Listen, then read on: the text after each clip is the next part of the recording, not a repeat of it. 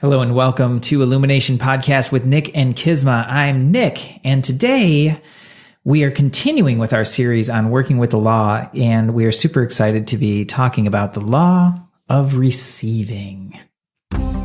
Hello and welcome to Illumination Podcast with Nick and Kizma, bringing you ancient wisdom for modern day success so that you can have the mindset to get your life and business set.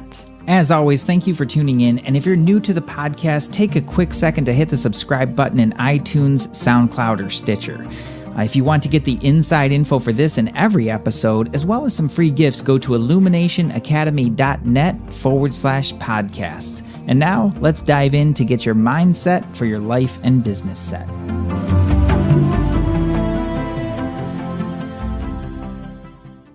Hello, Kizma. Well, hello there. What's going on? Well, we had an amazing time in New York. Well, we did. Don't you love New York? I do. Yeah, I it's am the best. Totally sold on it. And I I totally understand it.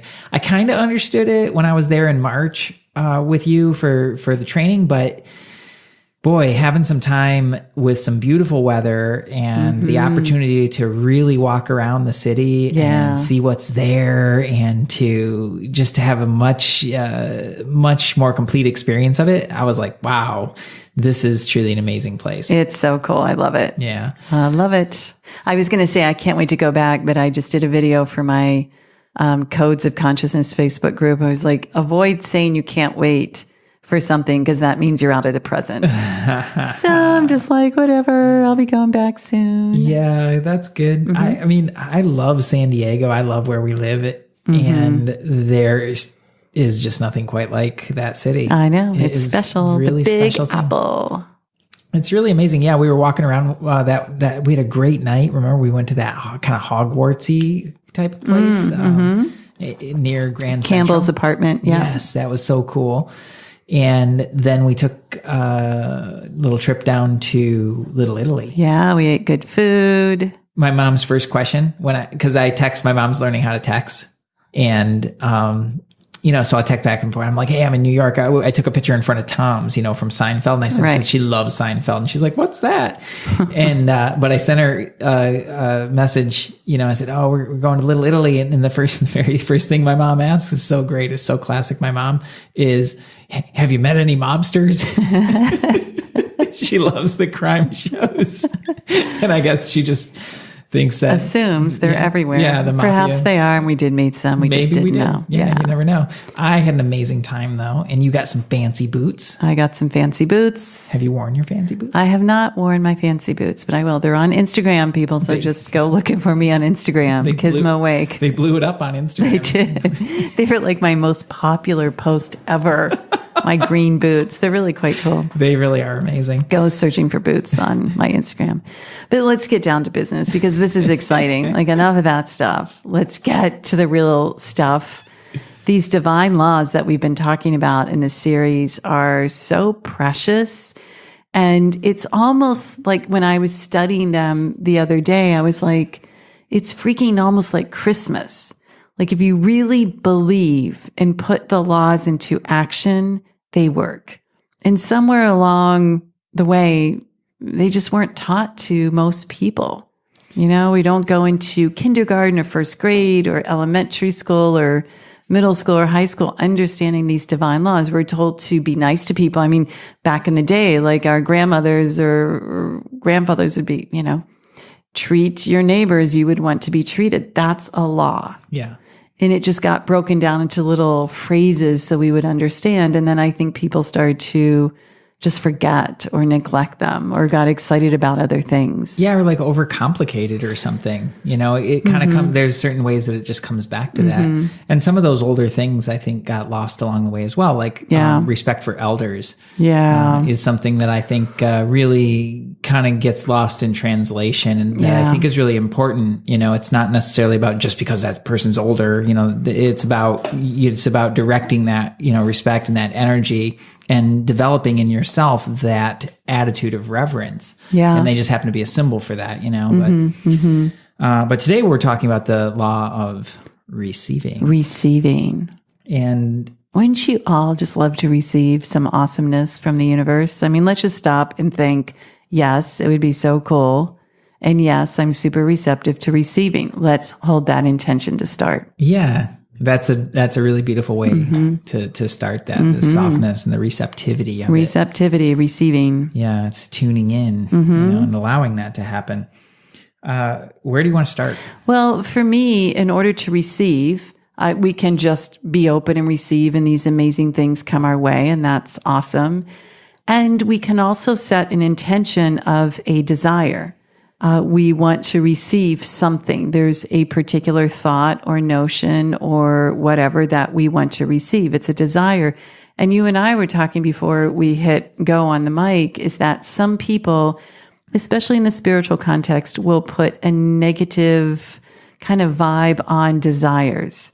And we had a flashback to one of our trips to India where Swamiji was like, desires aren't bad. We need a desire to grow as a human. Right. If we didn't have a desire to be a better person, we wouldn't be doing work to be a better person. Exactly. And so we want to just right off the bat, it's like desire is like this want to have a fuller expression of life. Yeah, and that's exactly how he puts it here. His true desire represents the urge of life, seeking a fuller expression, and is kept alive by continuous expectation of its fulfillment. Perfect. So in a lot of spiritual teachings, that's something that I've seen, is that desire becomes the enemy. It's represented by Satan, Shaitan, what's the one? The Buddhist one? I can't remember the name, but there's these kind of like devil-like creatures that are representative of base human desires. And I think there's an element of truth to that, because what he's really saying here, and this is a really important part, is kept alive by, the urge to life, seeking a fuller expression. Yeah, that's so cool. Okay, fuller expression. Well, what does that mean? That's something higher. Right? Something higher. It's following the natural expression of the universe, which is expansion. Exactly. Right. Exactly. And we're here to, at the highest level, seek self-actualization. That's a higher form. Yes, all this other stuff goes on where people start thinking lower vibe and et cetera. But the laws work in the higher aspects. Right. It's the rhythm of the higher. It's that, yeah, exactly. That rhythm of growth, of evolution, of expansion. And that is really the purpose of desire. Right. It's the proper use, I should say, the proper use of desire is to have it for something higher. Exactly. Right? And we know that, like, and that's another one where, like, in the simplest of terms, it's like, okay, you know that, you know, like we've heard that before, like pitch that one up. If you've listened to our podcast at all, you know that that's a really important piece of it. And it gets kind of muddy or watered down or overcomplicated or whatever, that, you know, that we lose connection with that. And you, to me, I just want to, I don't know if I'm giving a shout out or whatever, but one of the things that really inspires me about you is that you have such a great connection to your higher purpose. I do. You do. You really prioritize it. You prioritize it like not many people that I've ever encountered Thank before. you.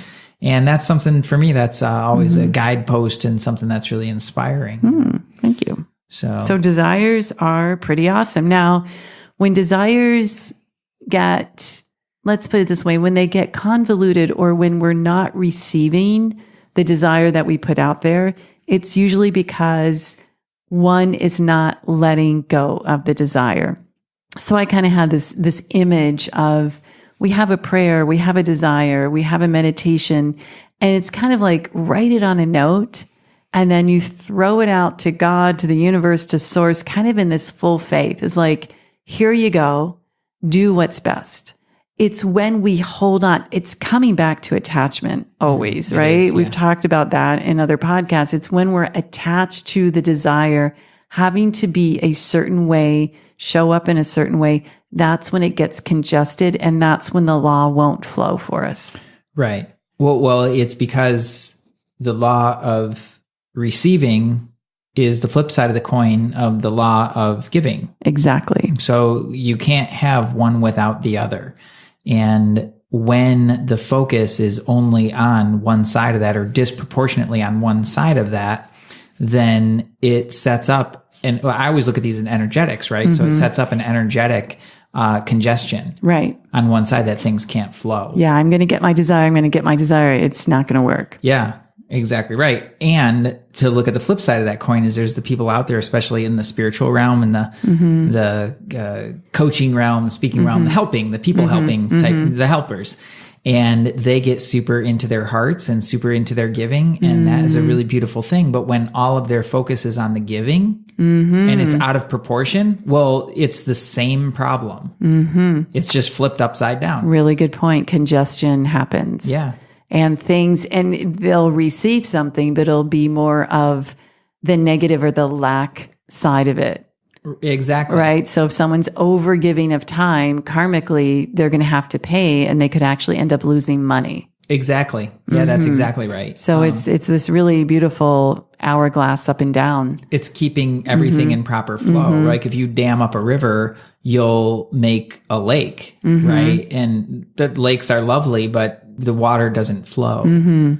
Okay. And if you don't have strong banks on the river, okay, well, same situation. Exactly. It gets overfilled and then the water goes everywhere. But when you have strong banks, the water it continues to move in a really directed, powerful way. And you have to have that flow, and you can't have that flow if you're only focused or disproportionately focused on one side of the coin. So good. So the river, the lake, the ocean, whatever, receives it openly. Yeah. When it's directed. Exactly. Very easily. I really love that. And I want to talk too about this getting versus giving.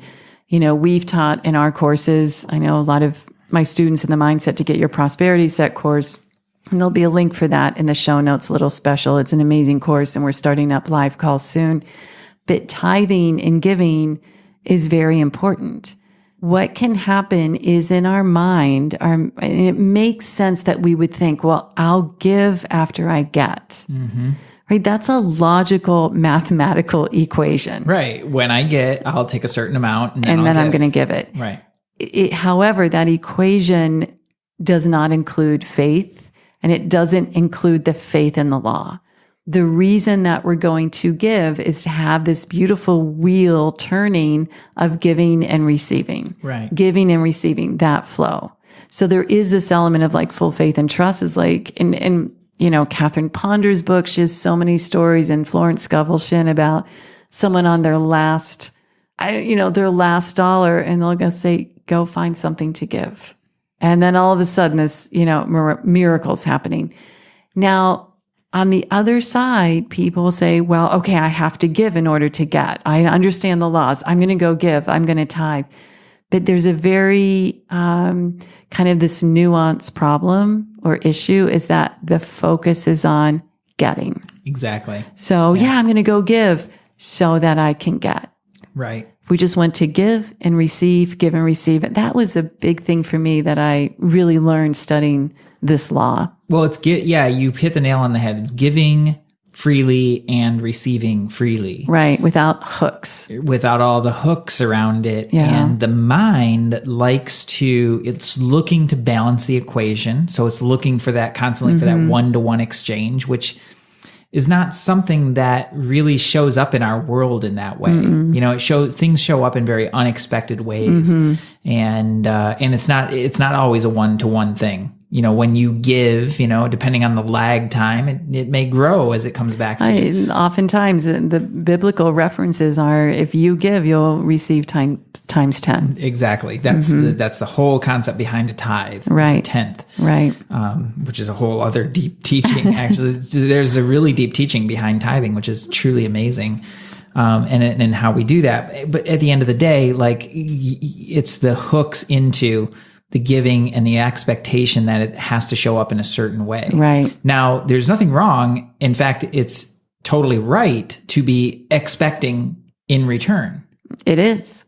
Right. Expectation gives our magnet a little charge. Exactly. And it's also just a clear understanding of the law. Exactly. That, okay, great. And that's great for the expectation, but this is where I think people really turn this upside down or get stuck in the mud with it, is It's like, okay, I gave X amount of dollars. I'm expecting X to show up in my bank account in this specific way by this specific time. Yeah. Because they say, right. Because they say, well, in the law of attraction teachings that I hear a lot of, they're like, oh, well, you have to have a super clear vision and everything like that. Well, that can actually work against you at a certain point when you become over exacting. I like the visions, but I understand what you're saying. It's like, again, it comes to attachment. Well, you miss it. You miss it. You'll miss the miracle because you're expecting something else. Exactly. So hold the vision, and that'll kind of takes us to another point of the desire and the manifestation. It's like you have a vision, but it's like this little movie running in your head. And I bet most of our listeners out there, you'll remember a time when you manifested something, and you manifested when you were so laid back, kind of like not agitated, not anxious. You just kind of saw something, you had this desire, and next thing you know, you were receiving it because you weren't gripping it. It was a flow, thought, vision, and you weren't attached to it. It's when the big, and it's a little bit frustrating because it's those big manifestations that people will create anxiety, and I've got to have this and I need it. The moment we say we've got to have it and we need it, we've put parameters of a lower vibe around it. Right. It's not in flow with the law. Right. How did you manifest your boots? Well, I think we're just walking down the street and I saw them. So I'm not sure why, but... Were you calling in boots? I was not calling in boots. The boots just appeared? Let me think. If I just saw them, I don't know. No? I think, it's New York City, and I was like, oh... I think there was a flash during the day of like, yeah, I haven't really shopped. That's okay. That's cool. There was the Kisma beeline. That was like... It was like, we're going to that store now. Yeah, there was no question. You were already like 10 steps ahead of me. And you're just like, you're in the store. I'm like, all right, well, we're going into this place. I didn't even know what it was. What do they call Fluvogs? Fluvogs, yeah. Fluvogs boots are the best. A little shout out there. Maybe they'll sponsor our podcast now. Fluvogs, come on. Maybe so. I got an amazing pair of shoes myself. You did? You got two? I did. Nick bought 2 pairs of shoes. Talk about receiving. So there you go, people. There you go, people. And I did. I needed some new shoes. I'm very excited to wear them. Okay, so it was there to receive. It was there to receive. And then I did not expect that to show up in a pair of Fluvogs. And so they did. And now I have amazing shoes, which is super exciting. But think about it. Like I was open to receive. I tried to shut it down a little bit. Yeah, you did. You did the little, should I get to? And I'm like, yeah, of course. Like, which takes me to, duh, like, why wouldn't you get to? Which takes me to another point is that people will be like, well, should I not ask so much? Is it possible for the desires to be too big? Is it wrong? Absolutely not. The greater the desire, now remember, we're talking in a higher aspect. The greater the desire for growth, for having that sense of a fuller life, the greater the magnetism in your own thought and attraction. This is really important. We are not to be limited. Now, yeah, I'm not saying everyone run out and buy 10 pairs of shoes. Like, we have to be wise when we're doing the interaction of money. I'm talking about, though, in your vision, in your desires, as you see your vision of whatever it is you're doing, don't make it small. Now, when I hear that and I hear you talk about it, what comes to mind for me is that bigger isn't always better necessarily. So, okay, so somebody can have a huge desire for a lot of money, and they're just like, it's totally selfish. It's like, I want a whole lot of money for me so that I can live the lifestyle that I want and take over the world. Well, taking over the world is not of a higher... Well, that's exactly what I mean. Right. Whereas, and that's going to give them a certain amount of energy. But there can be another person who really just has the desire to seek the highest in themselves that gives them so much more energy and creates so many more miracles in their lives because it's truly rooted in something higher. Well, seeking the highest of yourself is a big desire. It is. But it's not necessarily a big, a ton of money or a really big, I'm going to change the world. It's not like that kind of big. It's a much higher desire. But it's higher than what most people will, when we're really talking about what the highest version is of ourselves, that's very big. That's the biggest. Yes. Right. So we trip ourselves up with words and money and things and whatever.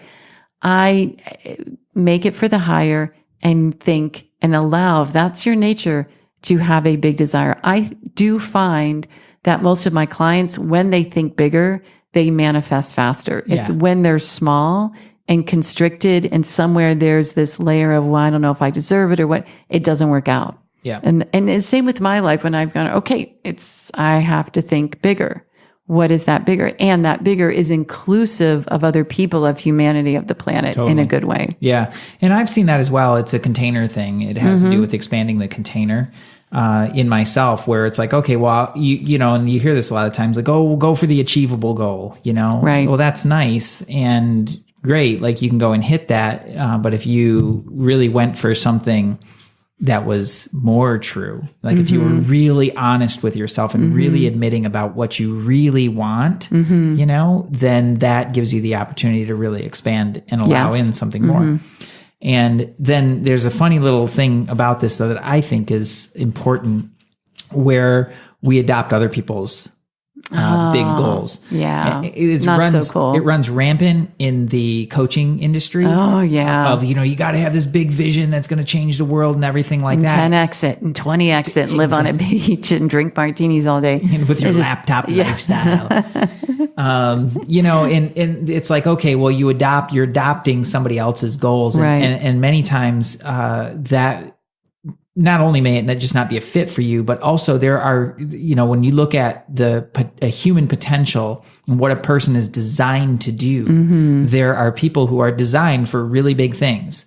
And there are people who will have smaller goals in their life. And that's really, to me, that's the important part of like what's truly higher and what's just bigger for bigger's sake. Right. You know, what's true to you. But Exactly. every human being has the capability and the capacity to reach towards their highest potential, which is truly the highest frequency desire that they could have. Right. And everybody will go about that in a different way, and how they express that in the world, that comes down to your uniqueness. Exactly. Right. Love it. Cool. I love it. Think big, desire big. It expands your field. So what does he say here? He says, a dreamer or wisher is one who is continually praying, sending out his ideas, his desires, and is so busy dreaming that he gets all his enjoyment out of his dreams. He does not know or realize that to release his dream and allow it to go forth and accomplish what it will in time return to him for good. Oh, that's a good one. Yeah. So it speaks back to what you were talking about, of that letting go. Letting go of the desire, of the thought, of the manifestation. Yeah. Not to be attached, because if we're just sitting in our little dreams and wishes, we're just checking out. Yeah. We are not functioning in the world. We're like, I'm just going to sit and daydream and think about all these cool things. And it can be very pleasurable for people. Sure. Right? Just be in that dream and that daydream and it's running. But that release of it, it's like that note you send up to God. It's like, here it is. And then we go back, you know, do our life and be in life and do what we're supposed to do. We've sent it out there. Right. It's like it's tithed to the universe. Right. And it's like, well, if you're just living in that and you don't have the other piece of the actual, you know, bringing that into the world. I mean, think about Tesla. Okay. So Tesla was definitely one who understood possibility. Like, dude lived in possibility. And we would not have any of his amazing inventions if he only lived in possibility. Right. He worked tirelessly to bring those things into the world, to his own detriment at times. Yes. Which turned that upside down for him. But at the end of the day, it's like you have both. Now I see another thing around this that I think is pretty interesting, where people will spend like their 10 minutes doing their manifesting, you know, and they're like, and they're thinking about like, I want this and I want that and I want the other thing. And then they go out into their day and they are so absorbed in their day that they miss all the miracles around that are showing up. So it's like they get so back into their mundane world and everything that they're used to and everything that they know. Because they want it to be magical. Exactly. That they don't see that thing starting to show up. So they don't take the opportunities that are showing up. Right. Right. So I see this all the time. They're not receiving. They're not receiving, right? Because they're so focused on all the other mundane stuff that they're so used to that the magic of that thought, that beautiful thing that they're creating in their mind, it doesn't have a chance for them to really show up and take advantage of the opportunities and continue to grow and nurture that because they're so absorbed with all the mundane stuff. Exactly. It's receiving. And just as well to like put it into the space of being an entrepreneur, coach, trainer, if anybody out there is, I know for me, I will throw out a desire for my business, a manifestation, and then I'll get these steps that come up. And some of those steps are expensive. It's like, oh, I just met Lisa Sasevich and you're going to go do a half VIP day because I've been like manifesting. I really want to get clear on my message. And then I go to a talk and I was like, oh, she knows and she'll be able to help me. And then there's an investment, but I'm not going to shy away from it because it's so clear intuitively to me. That's what I have to do. It's just like, there's no, Yep, got it, done.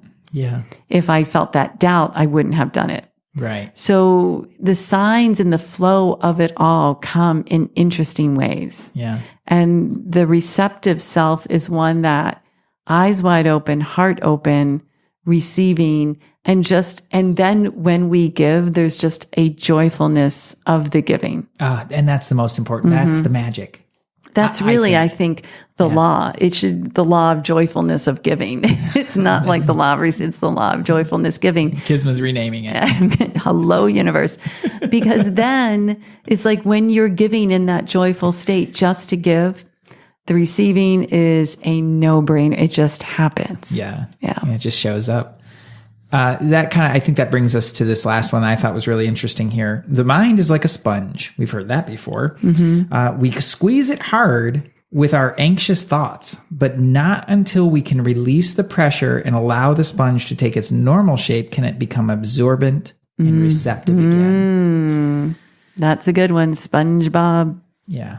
What's his name? SpongeBob. Yeah. SpongeBob SquarePants. Yeah. Squeeze him and then he like opens up. I love that. Yeah. You can just see that image. Yeah, it's so vivid and it so speaks to that ability to receive, but it's that anxiety over how it's going to turn out, or is it going to work? Or when am I going to get it? Exactly. Or if I don't get it, something bad's going to happen. All that is going to keep that sponge squished. Yeah. And I think it's because many times people are trying to prove these things to themselves. And so there's this fear that, well, if it doesn't work out the way that I think it's supposed to, then I got it wrong. And the laws don't work for me. Not true. It doesn't work for me. Yeah, the laws are the laws. Yeah. It's like you don't have to, and please, by all means, don't believe us. Go try it. Just because we're saying any of this. They're not anything other than just an is. They're just an is. Yeah. And if you have eyes to see and a willingness to be receptive to what is there, then you can allow these to work in your life. But when you're in that space of like, I want to see if it works and I want to see if I can get it, and everything like that, well, you're really narrowing the scope. Yeah, exactly. Yeah. So let's give our listeners a couple of tips to employ the law of receiving. Couple of tips. Yeah. For me, it is to take the get out of the give. Take the get out of the give. I have a suspicion, and I'm really open if anybody emails in, you disagree with me, but I have a suspicion that even overgivers are overgiving because somewhere they think they're going to get more. Yeah. Or they feel a sense of unworthiness and they're trying to build up that unworthiness by overgiving. Yes, I'd agree with that. I've seen that many people. Just give for the joy of giving. Yeah. Be wise in your parameters and your boundaries and just give for giving. Yeah. They're giving to fill a void and that's upside down. Yeah. One of my biggest tips with this would be what he just said there with the sponge. Yeah. Don't strangle it. Don't strangle it. And the anxiety that we put around the things that are showing up in our lives really tends to clamp down on that. And then the mind itself becomes parched. Yeah. There's no room for the energy to flow because it's all not constricted. An expansion. Yeah, it's all constricted. There's a stranglehold with all of the anxiety and the twisted up desires and the things and all the concern and all those things. It really, and it makes it very, very difficult to see what is showing up in my life when I have felt that things are most challenged, or I'm feeling most lack is exactly that. It has a stranglehold on the mind, and it's so difficult to see what's actually showing up. Right. So one of the things around that is helpful and is the right use of it is gratitude. For sure. Gratitude exercises for that are very, very helpful for starting to open up. Because you're focused on what is working, what you do have. Yes. And that through the law of increase, we'll talk about later. Yeah. Yeah. I love that. Yeah. That's my tip. I like that.